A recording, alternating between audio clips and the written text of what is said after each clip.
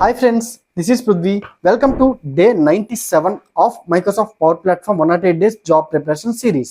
So ఈ రోజు అయితే మనం generative AI in Copilot studio. So ఇది చాలా ఇంపార్టెంట్, ఇంటర్వ్యూలో ఖచ్చితంగా అడుగుతూ ఉంటారు.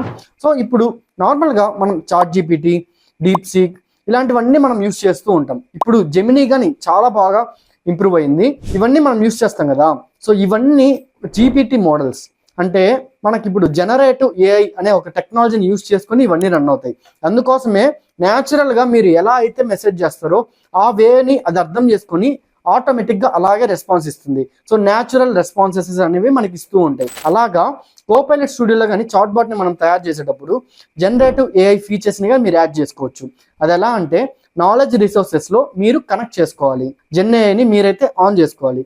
సో అప్పుడు అది కానీ జనరేటివ్ ఏఐ లాగా మారి ఆటోమేటిక్గా మీరు ఇచ్చిన నాలెడ్జ్ రిసోర్సెస్, అంటే అది ఇప్పుడు షేర్ పాయింట్ కానీ ఏదైనా వెబ్సైట్ యూఆర్ఎల్స్ కానీ, సో ఇట్లాంటివన్నీ మనం దానికి రిసోర్సెస్ ప్రొవైడ్ చేస్తే మీరు ఏదన్నా దాని రిలేటెడ్గా అడిగితే ఆ రిసోర్సెస్ ద్వారా అది రీసెర్చ్ చేసి మీ వేలో అది ఆన్సర్ ఇస్తుంది.